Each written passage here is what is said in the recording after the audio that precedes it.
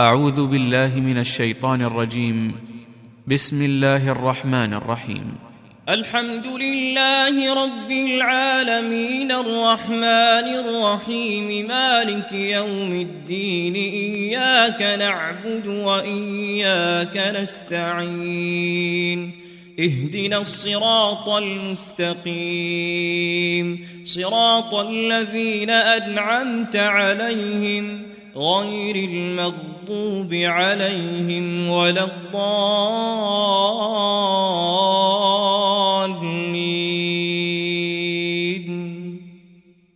بسم الله الرحمن الرحيم. ياسين والقرآن الحكيم إنك لمن المرسلين على صراط مستقيم تنزيل العزيز الرحيم لتنذر قوما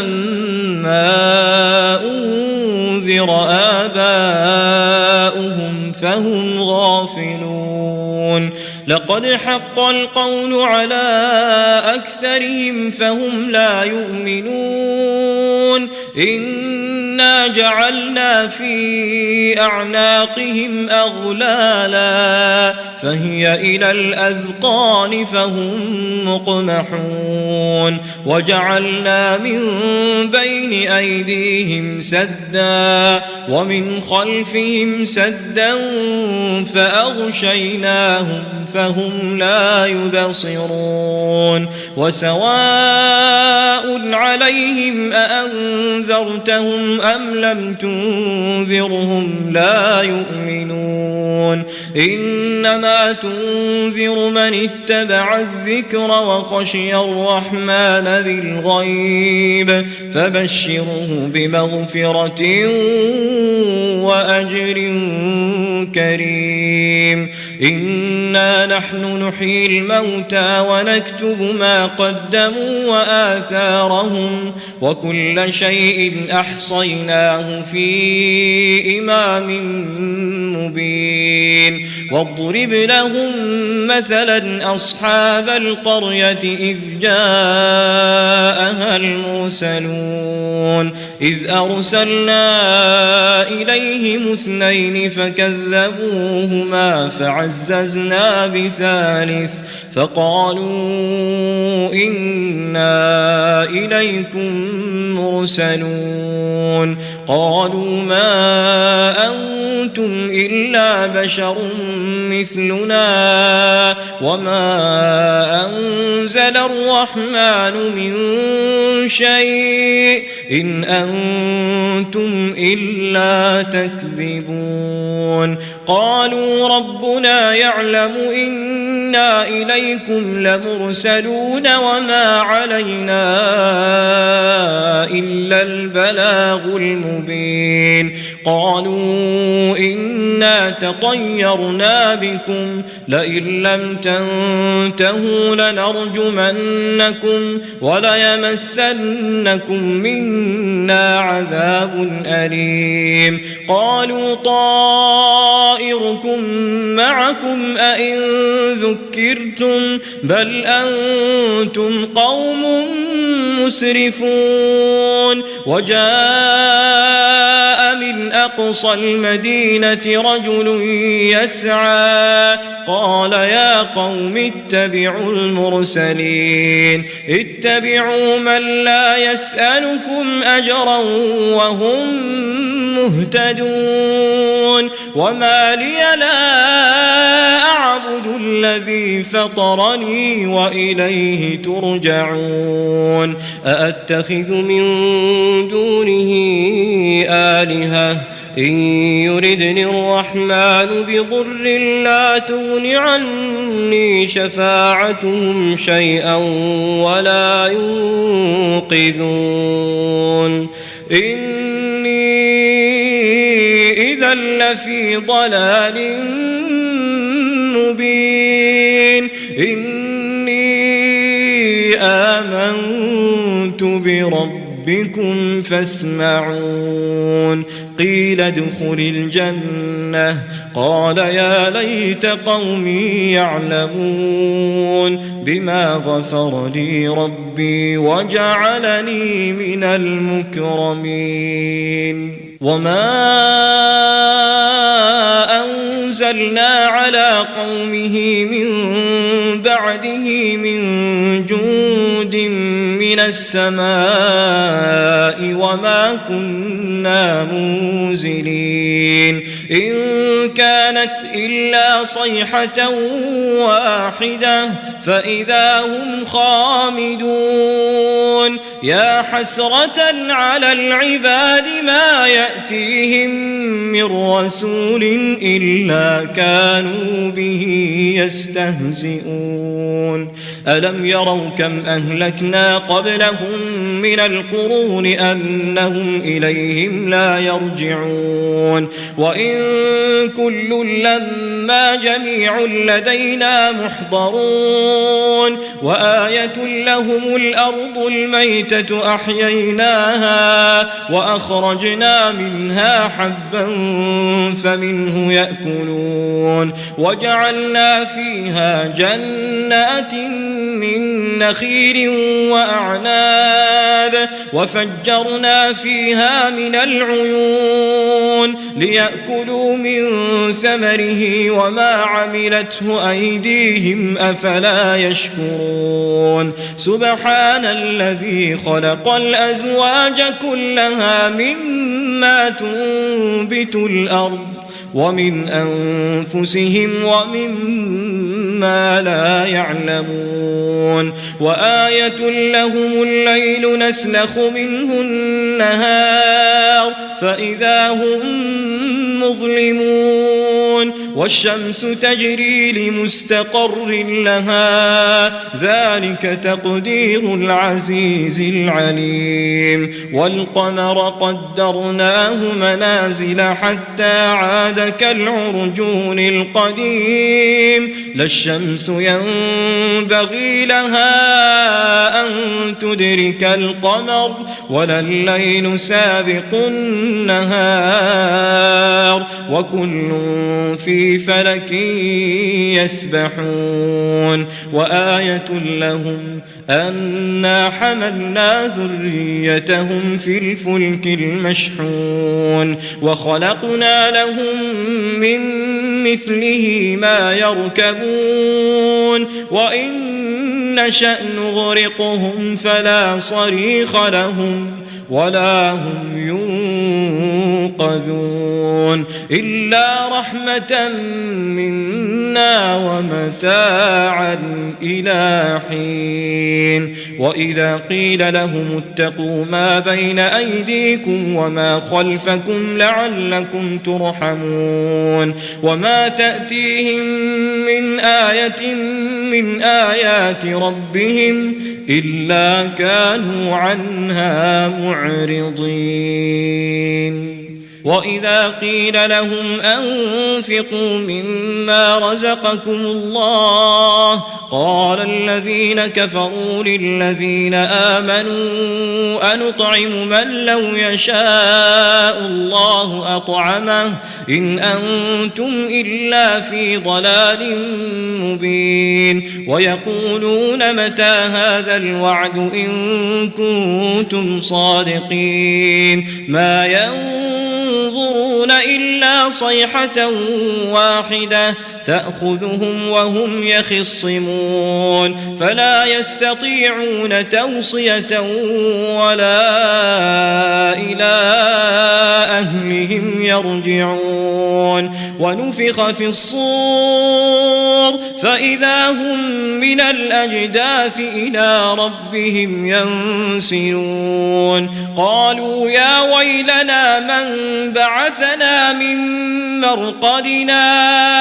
هذا ما وعد الرحمن وصدق المرسلون إن كانت إلا صيحة واحدة فإذا هم جميع لدينا محضرون فاليوم لا تظلم نفس شيئا ولا تجزون إلا ما كنتم تعملون إن أصحاب الجنة اليوم في شغل فاكهون هم وأزواجهم في ظلال على الأرائك متكئون لهم فيها فاكهة ولهم ما يدعون سلام قولا من رب رحيم وامتازوا اليوم أيها المجرمون ألم أعهد إليكم يا بني آدم ألا تعبدوا الشيطان إنه لكم عدو مبين وأن اعبدوني هذا صراط مستقيم ولقد أضل منكم جبلا كثيرا أفلم تكونوا تعقلون هذه جهنم التي كنتم توعدون اصلوها اليوم بما كنتم تكفرون اليوم نختم على أفواههم وتكلمنا أيديهم وتشهد أرجلهم بما كانوا يكسبون ولو نشاء لطمسنا على أعينهم فاستبقوا الصراط فأنى يبصرون ولو نشاء لمسخناهم على مكانتهم فما استطاعوا مضيا ولا يرجعون ومن نعمره ننكسه في الخلق أفلا يعقلون وما علمناه الشعر وما ينبغي له إن هو إلا ذكر وقرآن مبين لينذر من كان حيا ويحق القول على الكافرين أولم يروا أنا خلقنا لهم مما عملت أيدينا أنعاما فهم لها مالكون وذللناها لهم فمنها ركوبهم ومنها يأكلون ولهم فيها منافع ومشارب أفلا يشكرون واتخذوا من دون الله آلهة لعلهم ينصرون لا يستطيعون نصرهم وهم لهم جند محضرون فلا يحزنك قولهم إنا نعلم ما يسرون وما يعلنون أولم ير الإنسان أنا خلقناه من نطفة فإذا هو خصيم مبين وضرب لنا مثلا ونسي خلقه قال من يحيي العظام وهي رميم قل يحييها الذي أنشأها أول مرة وهو بكل خلق عليم الذي جعل لكم من الشجر الأخضر نارا فإذا أنتم منه توقدون أوليس الذي خلق السماوات والأرض بقادر على أن يخلق مثلهم بلى وهو الخلاق العليم إنما أمره إذا أراد شيئا أن يقول له كن فيكون فسبحان الذي بيده ملكوت كل شيء وإليه ترجعون. أعوذ بالله من الشيطان الرجيم. بسم الله الرحمن الرحيم. والصافات صفا فالزاجرات زجرا فالتاليات ذكرا إن إلهكم لواحد رب السماوات والأرض وما بينهما ورب المشارق إنا زينا السماء الدنيا بزينة للكواكب وحفظا من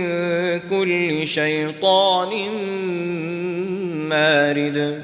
لا يسمعون إلى الملأ الأعلى ويقذفون من كل جانب دحورا ولهم عذاب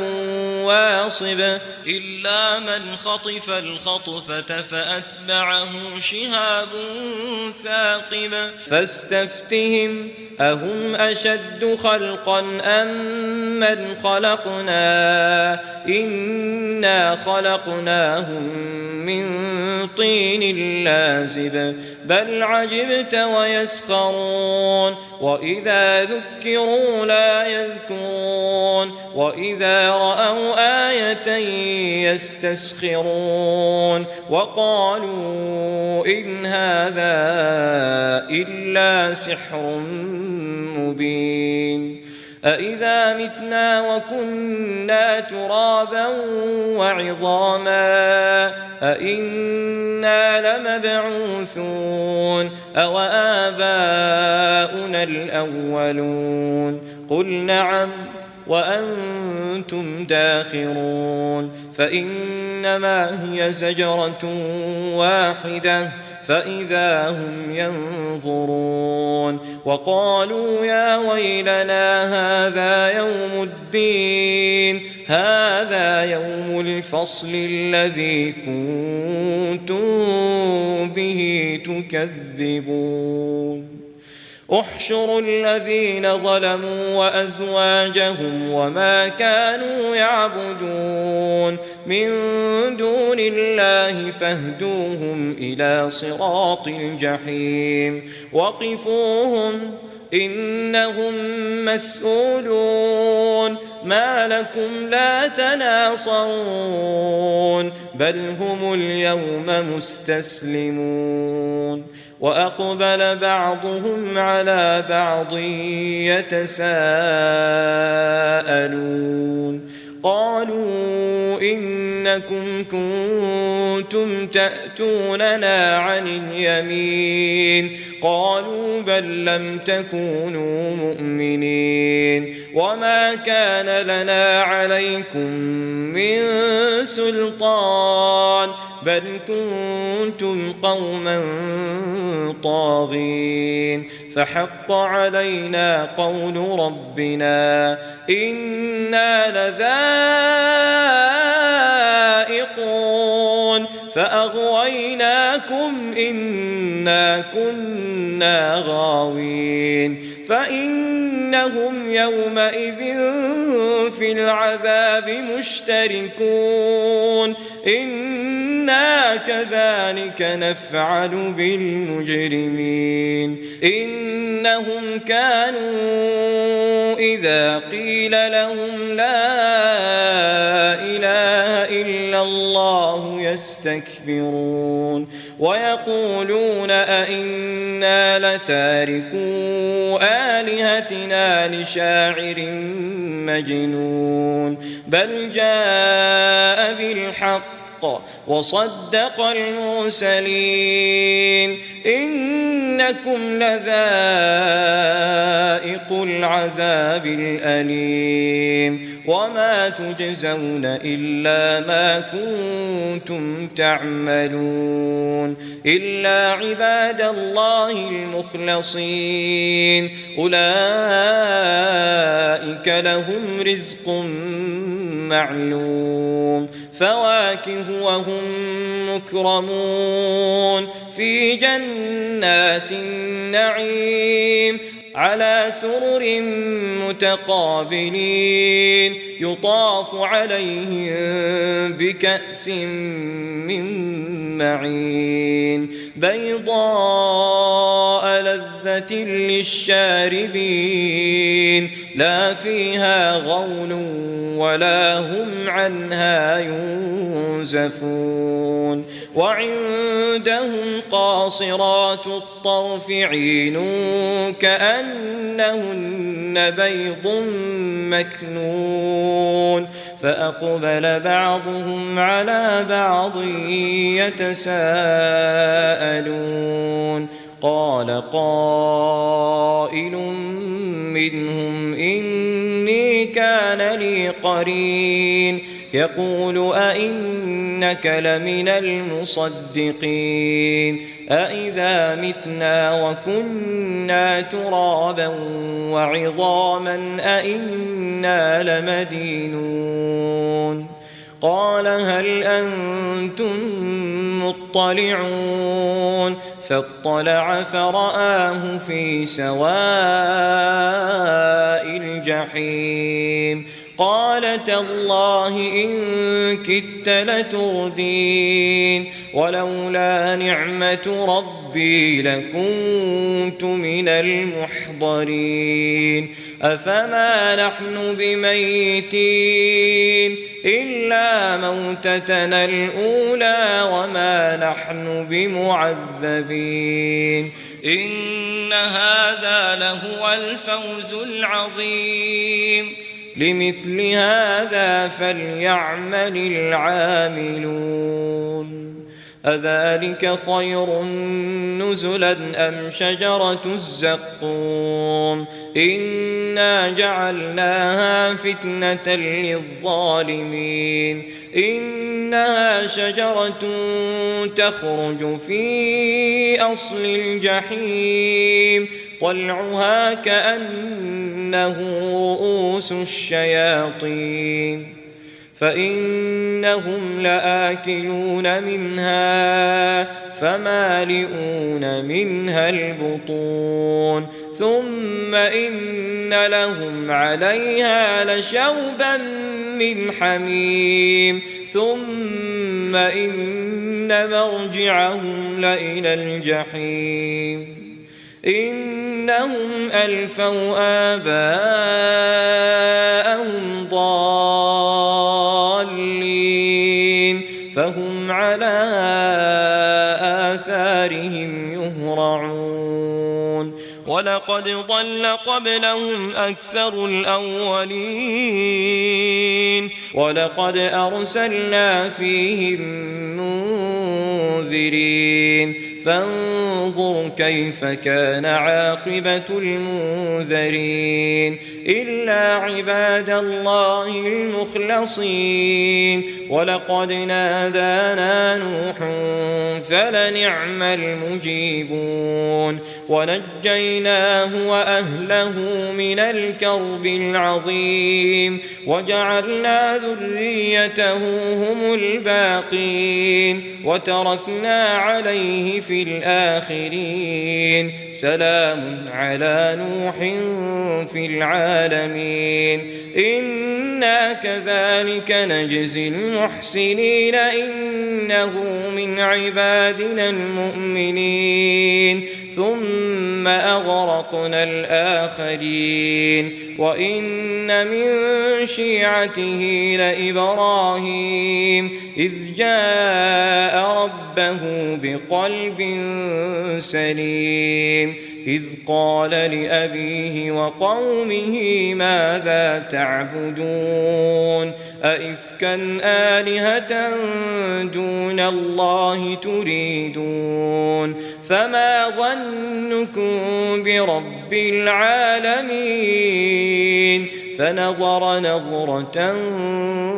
في النجوم فقال إني سقيم فتولوا عنه مدبرين فراغ إلى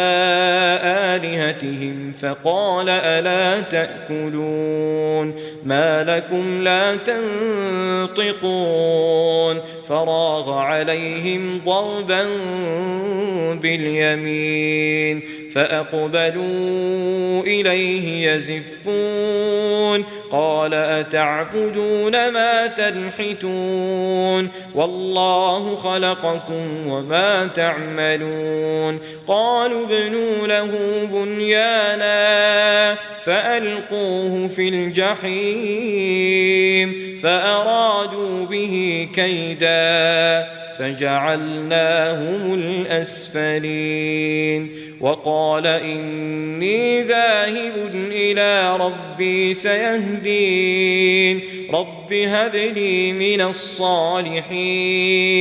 فبشرناه بغلام حليم فلما بلغ معه السعي قال يا بني إني أرى في المنام أني أذبحك فانظر ماذا ترى قال يا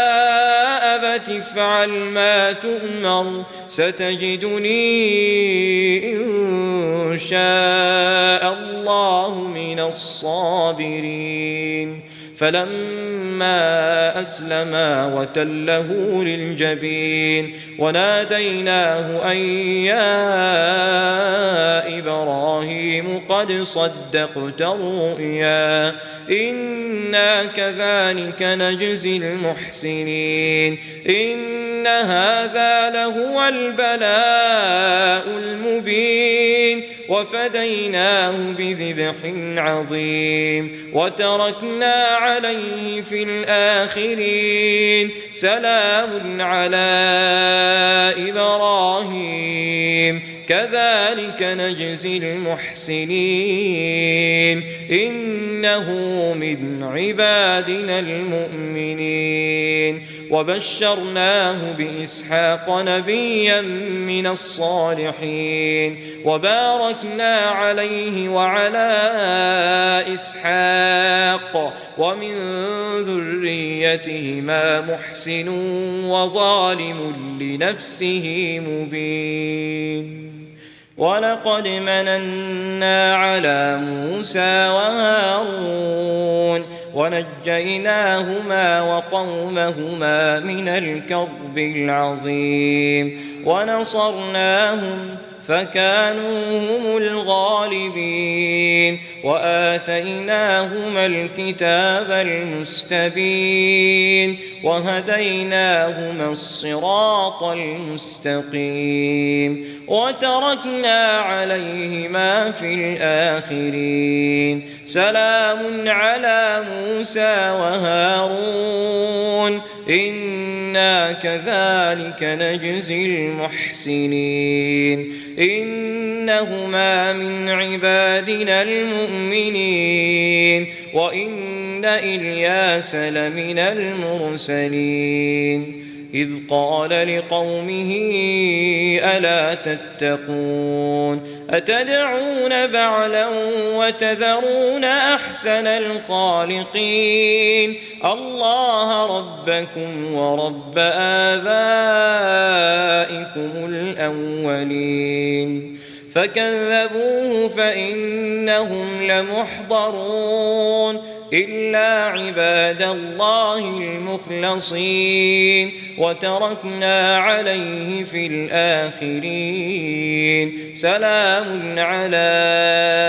الياسين إنا كذلك نجزي المحسنين إنه من عبادنا المؤمنين وإن لوطا لمن المرسلين إذ نجيناه وأهله أجمعين إلا عجوزا في الغابرين ثم دمرنا الآخرين وإنكم لتمرون عليهم مصبحين وبالليل أفلا تعقلون وإن يونس لمن المرسلين إذ أبق إلى الفلك المشحون فساهم فكان من المدحضين فالتقمه الحوت وهو مليم فلولا أنه كان من المسبحين للبث في بطنه إلى يوم يبعثون فنبذناه بالعراء وهو سقيم وأنبتنا عليه شجرة من يقطين وأرسلناه إلى 100,000 أو يزيدون فآمنوا فمتعناهم إلى حين فاستفتهم ألربك البنات ولهم البنون أم خلقنا الملائكة إناثا وهم شاهدون ألا إنهم من إفكهم ليقولون ولد الله وإنهم لكاذبون أصطفى البنات على البنين ما لكم كيف تحكمون أفلا تذكرون أم لكم سلطان مبين فأتوا بكتابكم إن كنتم صادقين وجعلوا بينه وبين الجنة نسبا ولقد علمت الجنة إنهم لمحضرون سبحان الله عما يصفون إلا عباد الله المخلصين فإنكم وما تعبدون ما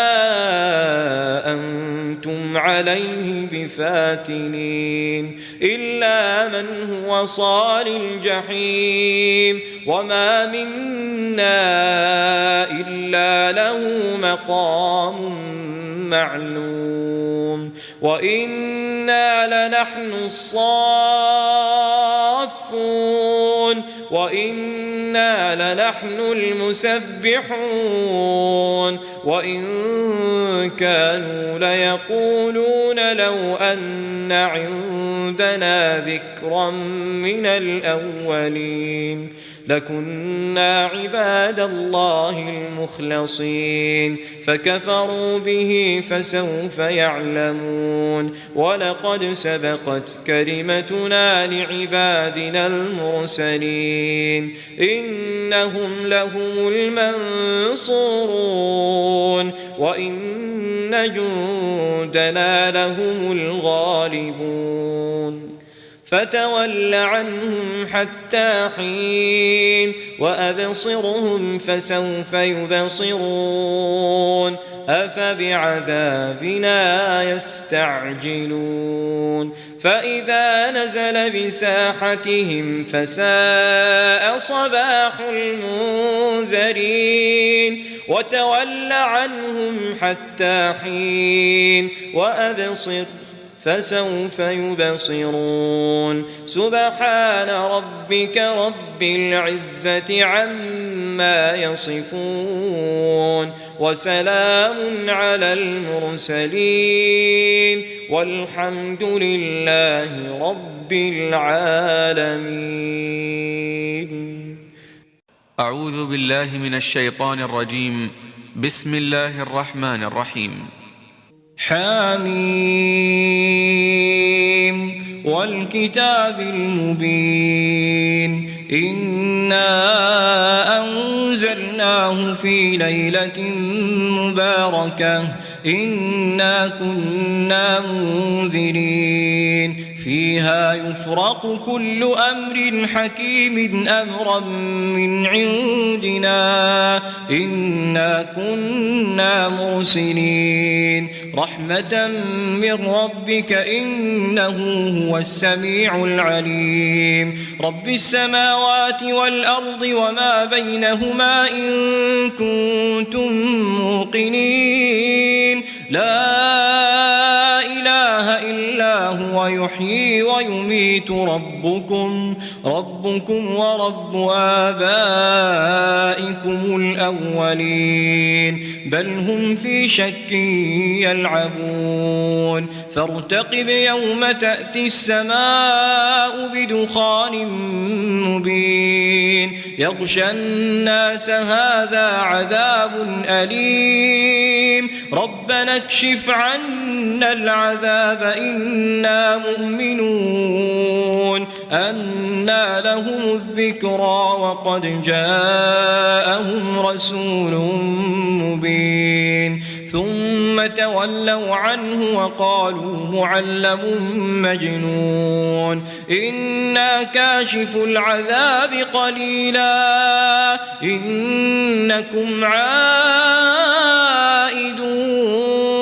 يوم نبطش البطشة الكبرى إنا منتقمون ولقد فتنا قبلهم قوم فرعون وجاءهم رسول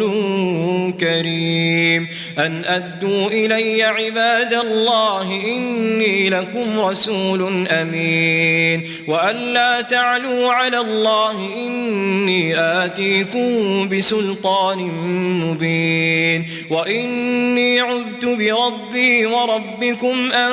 ترجمون وإن لم تؤمنوا لي فاعتزلون فدعا ربه أن هؤلاء قوم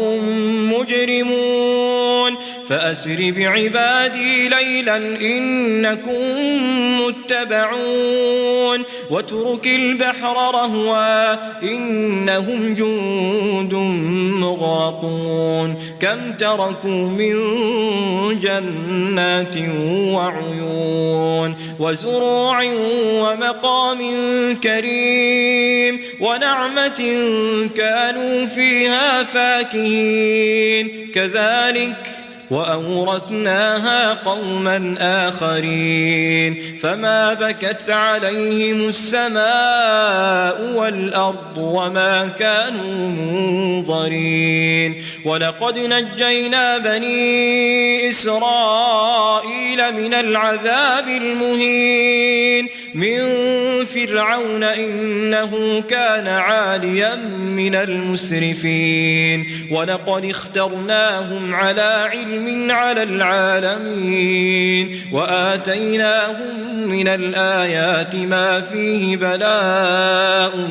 مبين إن هؤلاء ليقولون إن هي إلا موتتنا الأولى وما نحن بمنشرين فأتوا بآبائنا إن كنتم صادقين أهم خير أم قوم تبع والذين من قبلهم أهلكناهم إنهم كانوا مجرمين وما خلقنا السماوات والأرض وما بينهما لاعبين ما خلقناهما إلا بالحق ولكن أكثرهم لا يعلمون إن يوم الفصل ميقاتهم أجمعين يوم لا يغني مولى عن مولى شيئا ولا هم ينصرون إلا من رحم الله إنه هو العزيز الرحيم إن شجرة الزقوم طعام الأثيم كالمهل يغلي في البطون كغلي الحميم خذوه فاعتلوه إلى سواء الجحيم ثم صبوا فوق رأسه من عذاب الحميم ذق إنك أنت العزيز الكريم ذق إنك أنت العزيز الكريم إن هذا ما كنتم به تمترون إن المتقين في مقام أمين في جنات وعيون يلبسون من سندس وإستبرق متقابلين كذلك وزوجناهم بحور عين يدعون فيها بكل فاكهة آمنين لا يذوقون فيها الموت إلا الموتة الأولى ووقاهم عذاب الجحيم فضلا من ربك ذلك هو الفوز العظيم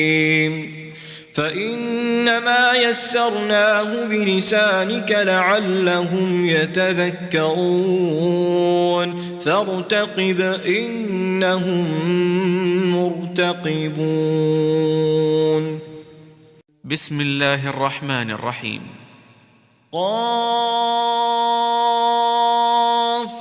والقرآن المجيد بل عجبوا أن جاءهم منذر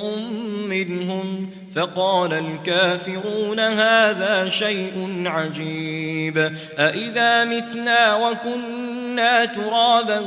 ذلك رجع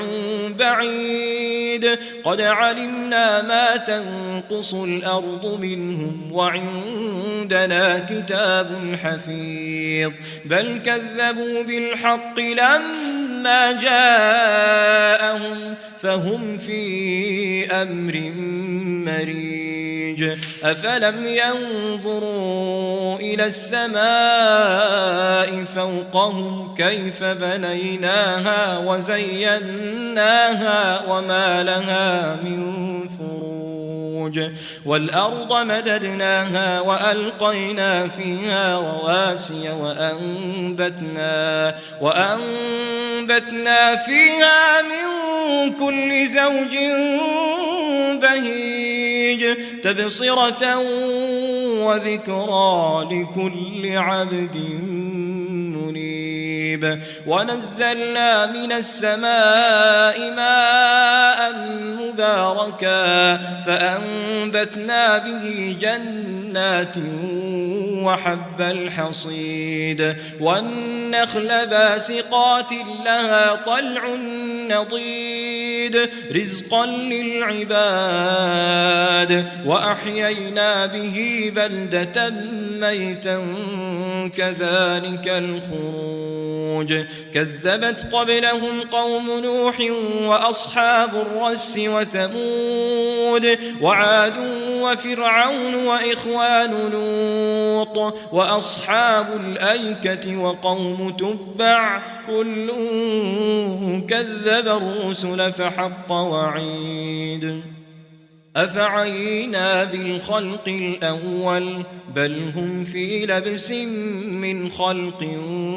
جديد ولقد خلقنا الإنسان ونعلم ما توسوس به نفسه ونحن أقرب إليه من حبل الوريد إذ يتلقى المتلقيان عن اليمين وعن الشمال قعيد ما يلفظ من قول إلا لديه رقيب عتيد وجاءت سكرة الموت بالحق ذلك ما كنت منه تحيد ونفخ في الصور ذلك يوم الوعيد وجاءت كل نفس معها سائق معها سائق وشهيد لقد كنت في غفلة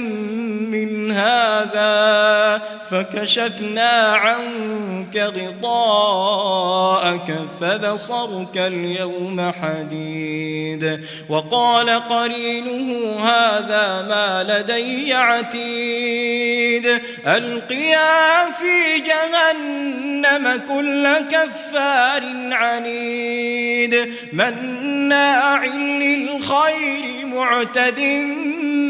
مريب الذي جعل مع الله إلها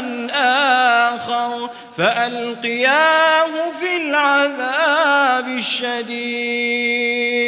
قال قرينه ربنا ما أطغيته ولكن كان في ضلال بعيد قال لا تختصموا لدي وقد قدمت إليكم بالوعيد ما يبدل القول لدي وما أنا بظلام للعبيد يوم نقول لجهنم هل امتلأت وتقول هل من مزيد وأزلفت الجنة للمتقين غير بعيد هذا ما توعدون لكل أواب حفيظ من خشي الرحمن بالغيب وجاء بقلب منيب ادخلوها بسلام ذلك يوم الخلود لهم ما يشاءون فيها ولدينا مزيد وكم أهلكنا قبلهم من قرن هم أشد منهم بطشا فنقبوا في البلاد هل من محيص إن في ذلك لذكرى لمن كان له قلب أو ألقى السمع وهو شهيد ولقد خلقنا السماوات والأرض وما بينهما في 6 أيام وما مسنا من لغوب فاصبر على ما يقولون وسبح بحمد ربك قبل طلوع الشمس وقبل الغروب ومن الليل فسبحه وأدبار السجود واستمع يوم ينادي المناد من مكان قريب يوم يسمعون الصيحة بالحق ذلك يوم الخروج إنا نحن نحيي ونميت وإلينا المصير يوم تشقق الأرض عنهم سراعا ذلك حشر علينا يسير نحن أعلم بما يقولون وما أنت عليهم بجبار فذكر بالقرآن من يخاف وعيد بسم الله الرحمن الرحيم الرحمن علم القرآن خلق الإنسان علمه البيان الشمس والقمر بحسبان والنجم والشجر يسجدان والسماء رفعها ووضع الميزان ألا تطغوا في الميزان وأقيموا الوزن بالقسط ولا تخسروا الميزان والأرض وضعها للأنام فيها فاكهة والنخل ذات الأكمام والحب ذو العصف والريحان فبأي آلاء ربكما ربكما تكذبان خلق الإنسان من صلصال كالفخار وخلق الجان من مارج من نار فبأي آلاء ربكما تكذبان رب المشرقين ورب المغربين فبأي آلاء ربكما تكذبان مرج البحرين يلتقيان بينهما برزخ لا يبغيان فبأي آلاء ربكما تكذبان يخرج منهما اللؤلؤ والمرجان فبأي آلاء ربكما تكذبان وله الجوار المنشآت في البحر كالأعلام فبأي آلاء ربكما تكذبان كل من عليها فان ويبقى وجه ربك ذو الجلال والإكرام فبأي آلاء ربكما تكذبان يسأله من في السماوات والأرض كل يوم هو في شأن فبأي آلاء ربكما تكذبان سنفرغ لكم أيها الثقلان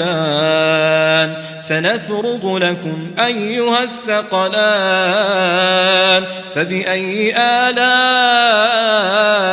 ربكما تكذبان يا معشر الجن والإنس إن استطعتم أن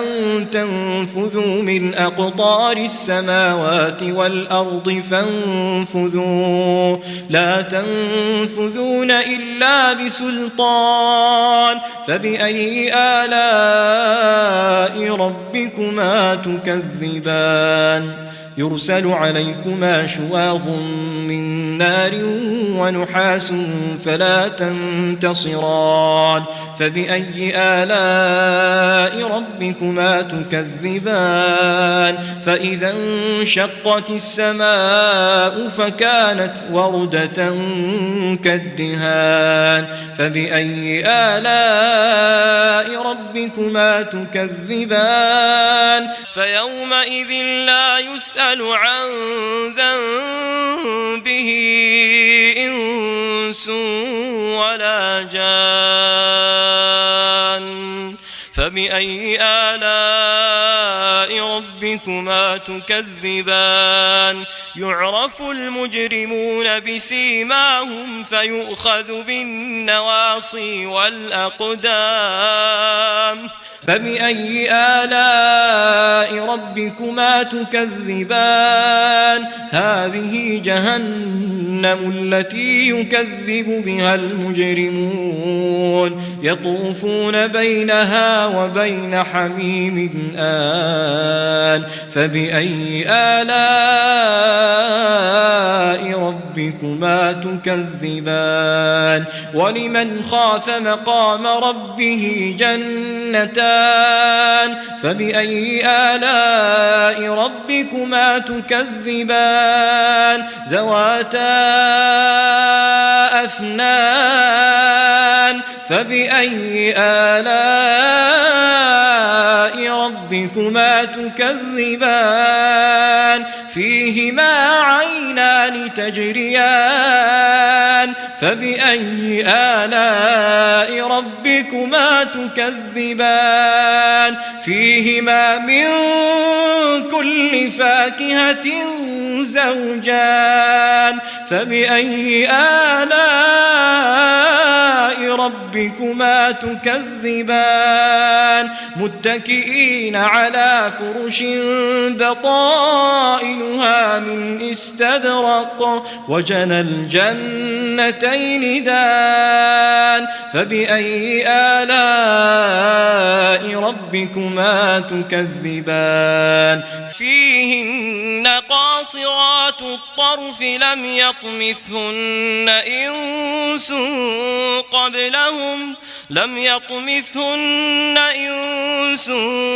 قبلهم ولا جان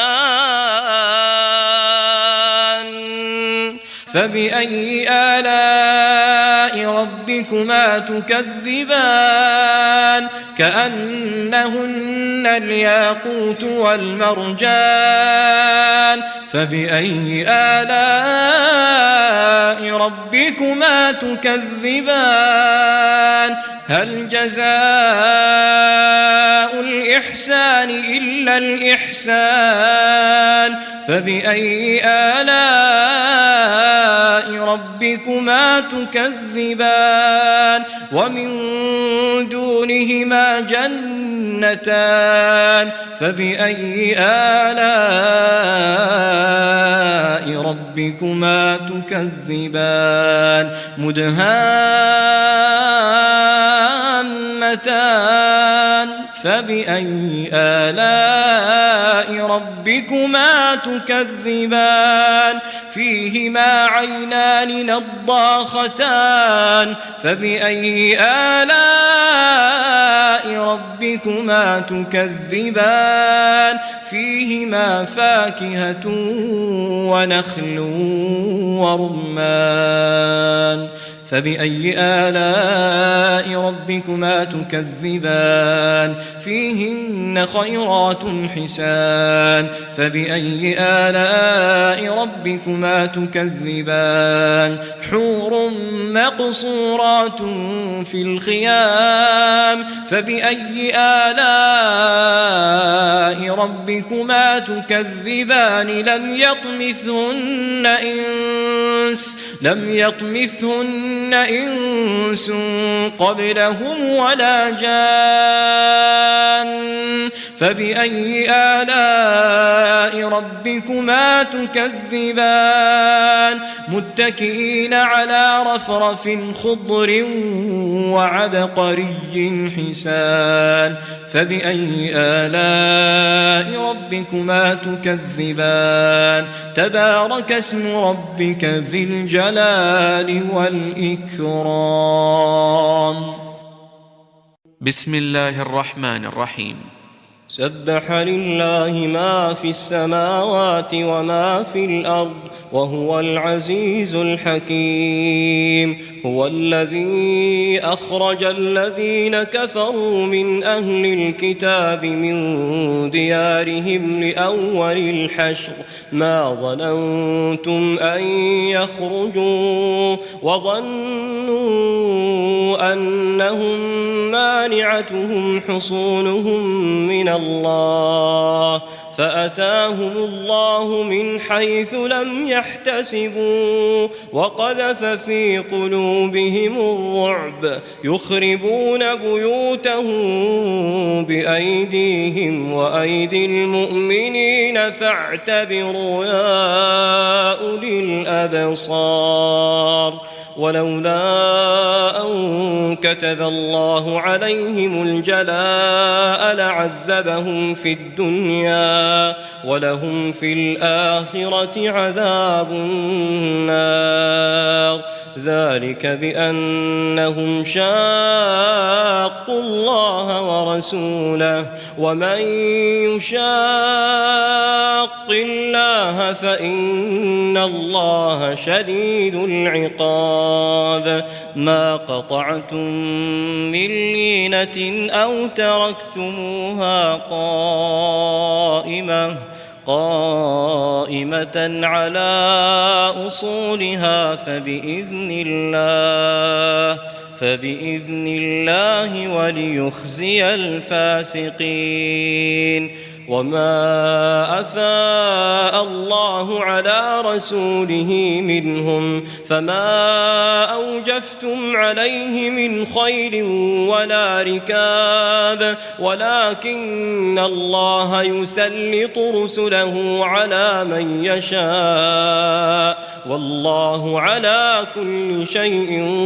قدير ما أفاء الله على رسوله من أهل القرى فلله وللرسول ولذي القربى واليتامى والمساكين وابن السبيل كي لا يكون دولة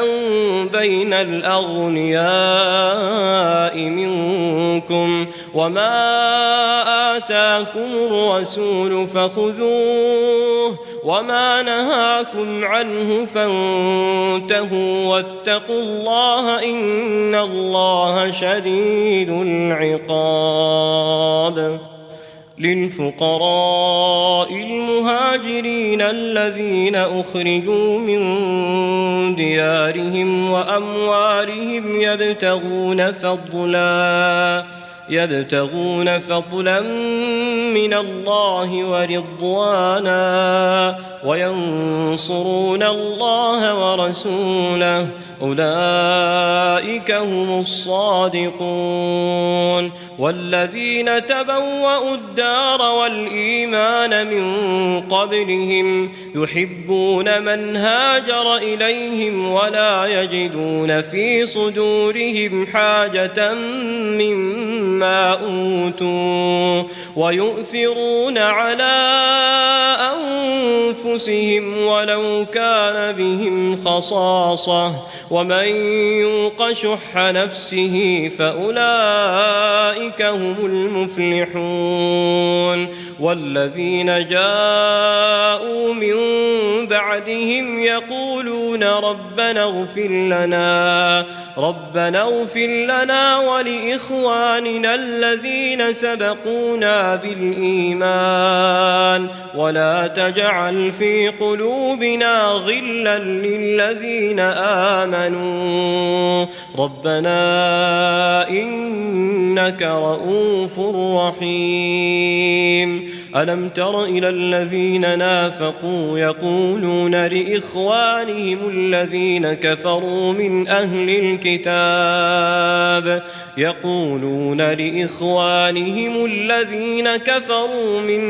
الكتاب لئن أخرجتم لنخرجن معكم ولا نطيع فيكم أحدا أبدا وإن قوتلتم لننصرنكم والله يشهد إنهم لكاذبون. لئن أخرجوا لا يخرجون معهم ولئن قوتلوا لا ينصرونهم ولئن نصروهم ليولن الأدبار ثم لا ينصرون. لأنتم أشد رهبة في صدورهم من الله ذلك بأنهم قوم لا يفقهون. لا يقاتلونكم جميعا إلا في قرى محصنة أو من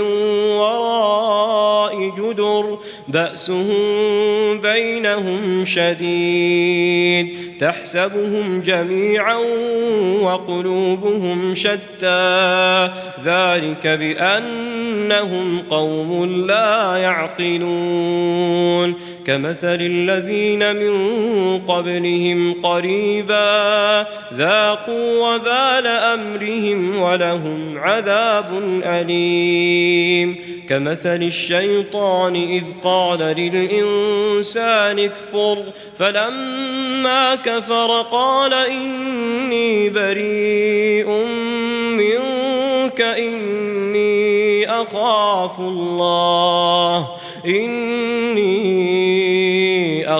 الله رب العالمين. فكان عاقبتهما أنهما في النار خالدين فيها وذلك جزاء الظالمين. يا أيها الذين آمنوا اتقوا الله ولتنظر نفس ما قدمت لغد واتقوا الله إن الله خبير بما تعملون. ولا تكونوا كالذين نسوا الله فأنساهم أنفسهم أولئك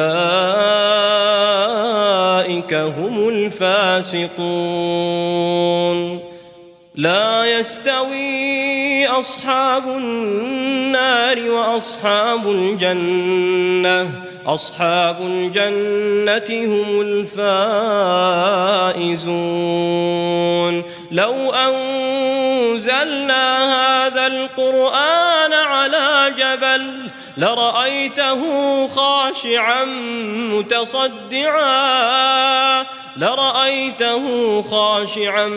متصدعا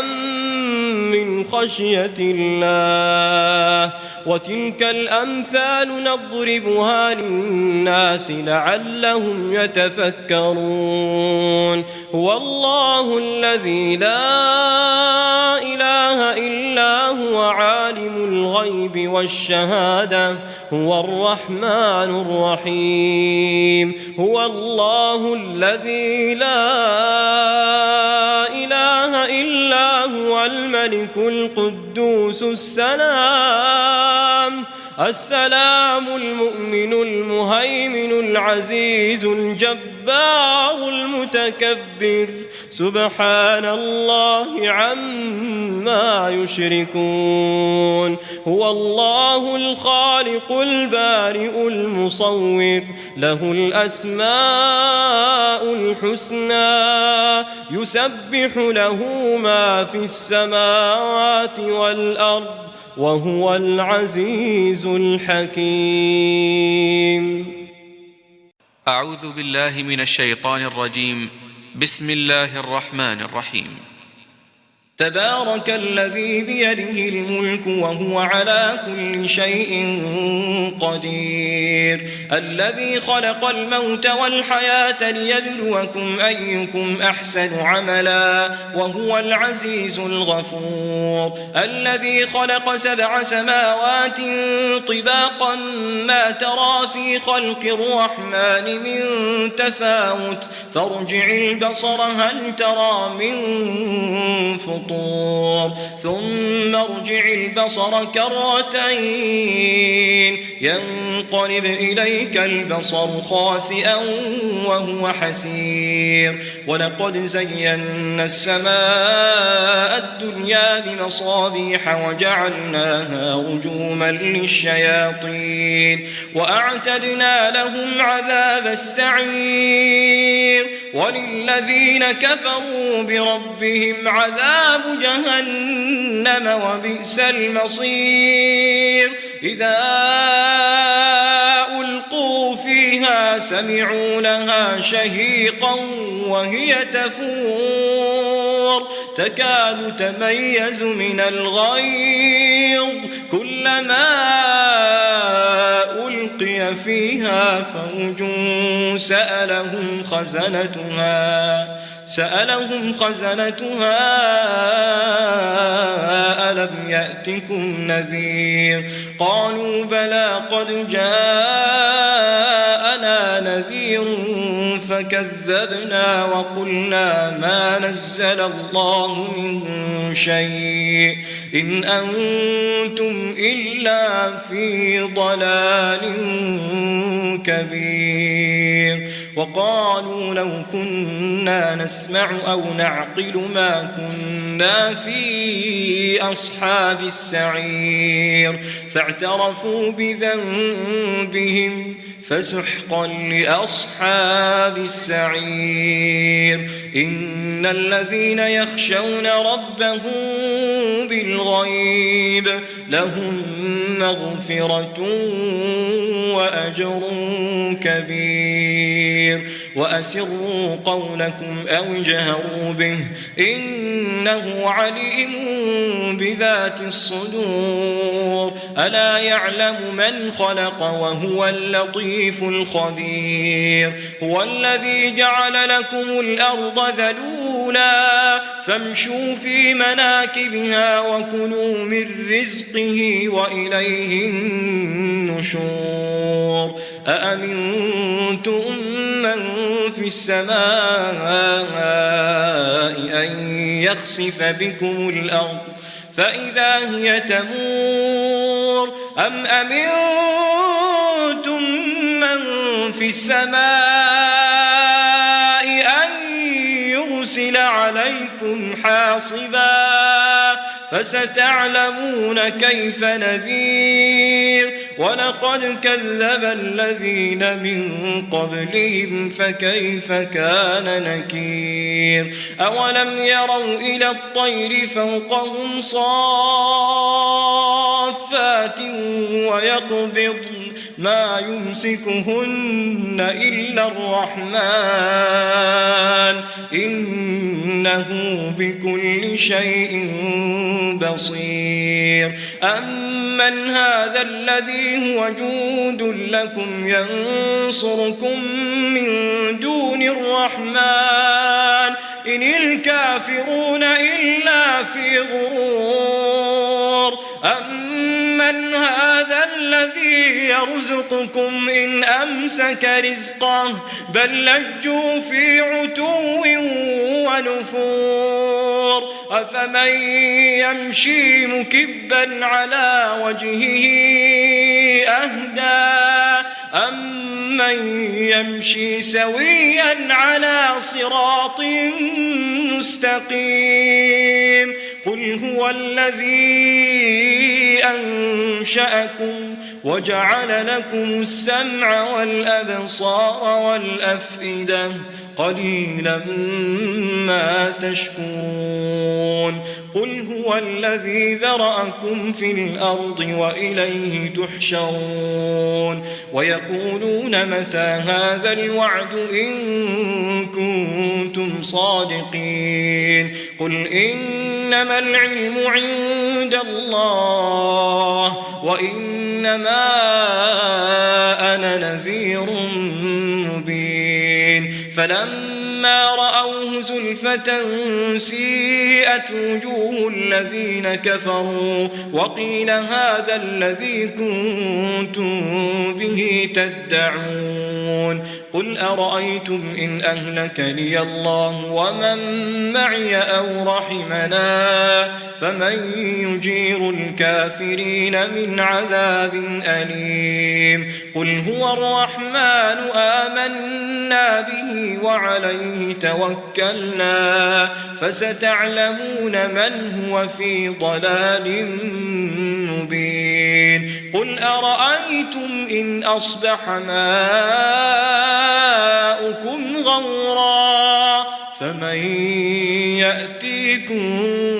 بماء معين بسم الله الرحمن الرحيم الحاقة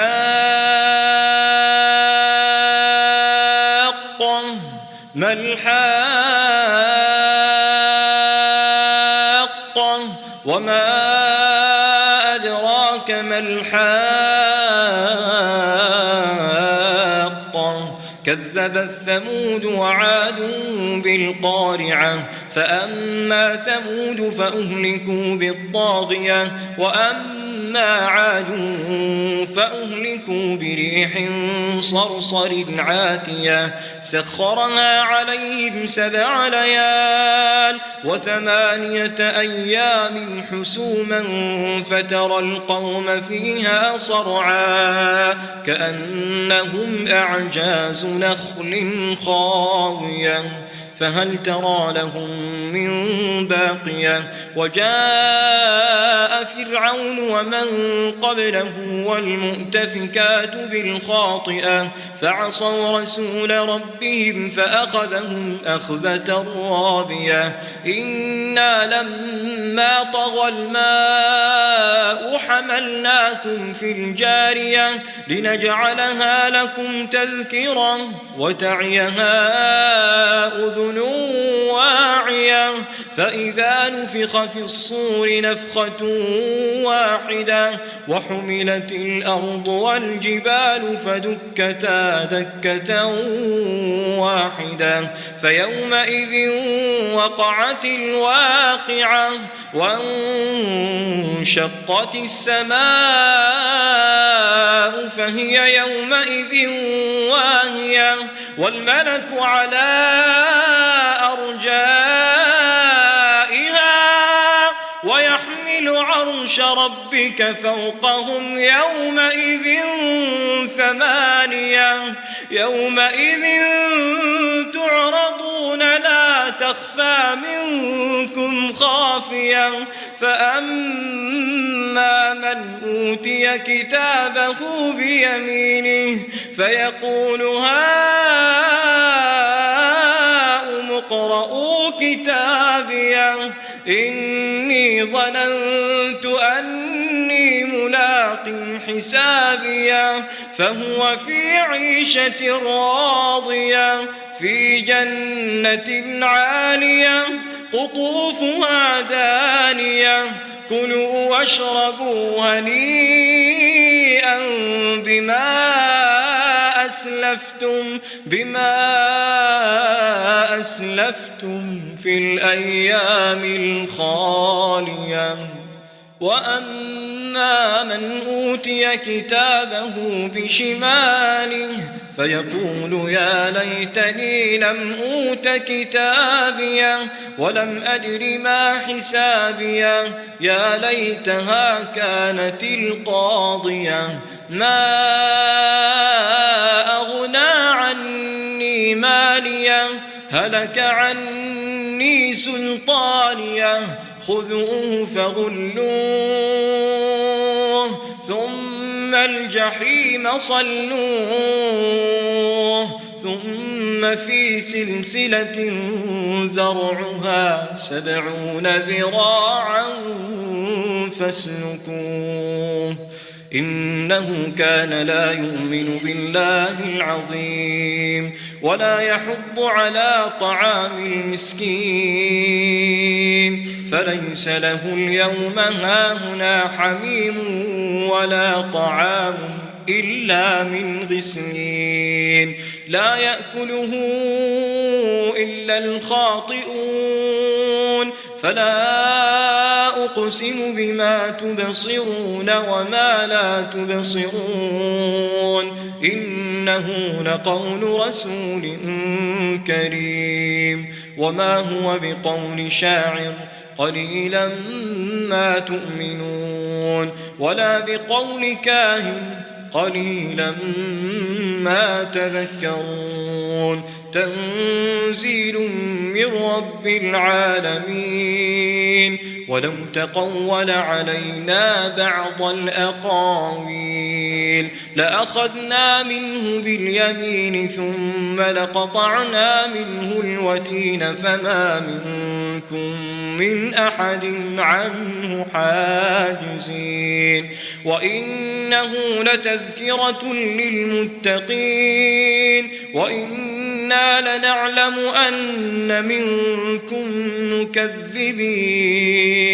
وإنه لحسرة على الكافرين وإنه لحق اليقين فسبح باسم ربك العظيم بسم الله الرحمن الرحيم قل أوحي إلي أنه استمع نفر من الجن فقالوا إنا سمعنا قرآنا عجبا يهدي إلى الرشد فآمنا به ولن نشرك بربنا أحدا وأنه تعالى جد ربنا ما اتخذ صاحبة ولا ولدا وأنه كان يقول سفيهنا على الله شططا وأنا ظننا أن لن تقول الإنس والجن على الله كذبا وأنه كان رجال من الإنس يعوذون برجال من الجن فزادوهم رهقا وأنهم ظنوا كما ظننتم أن لن يبعث الله أحدا وأنا لمسنا السماء فوجدناها ملئت حرسا شديدا وشهبا وأنا كنا نقعد منها مقاعد للسمع فمن يستمع الآن يجد له شهابا رصدا وأنا لا ندري أشر أريد بمن في الأرض أم أراد بهم ربهم رشدا وأنا منا الصالحون ومنا دون ذلك كنا طرائق قددا وأنا ظننا أن لن نعجز الله في الأرض ولن نعجزه هربا وأنا لما سمعنا الهدى آمنا به فمن يؤمن بربه فلا يخاف بخسا ولا رهقا وأنا منا المسلمون ومنا القاسطون فمن أسلم فأولئك تحروا رشدا وأما القاسطون فكانوا لجهنم حطبا وأن لو استقاموا على الطريقة لأسقيناهم ماء غدقا لنفتنهم فيه ومن يعرض عن ذكر ربه يسلكه عذابا صعدا وأن المساجد لله فلا تدعوا مع الله أحدا وأنه لما قام عبد الله يدعوه كادوا يكونون عليه لبدا قل إنما أدعو ربي ولا أشرك به أحدا قل إني لا أملك لكم ضرا ولا رشدا قل إني لن يجيرني من الله أحد ولن أجد من دونه ملتحدا إلا بلاغا من الله ورسالاته ومن يعص الله ورسوله فإن له نار جهنم خالدين فيها أبدا حتى إذا رأوا ما يوعدون فسيعلمون من أضعف ناصرا وأقل عددا قل إن أدري أقريب ما توعدون أم يجعل له ربي أمدا عالم الغيب فلا يظهر على غيبه أحدا إلا من ارتضى من رسول فإنه يسلك من بين يديه ومن خلفه رصدا ليعلم أن قد أبلغوا رسالات ربهم وأحاط بما لديهم وأحصى كل شيء عددا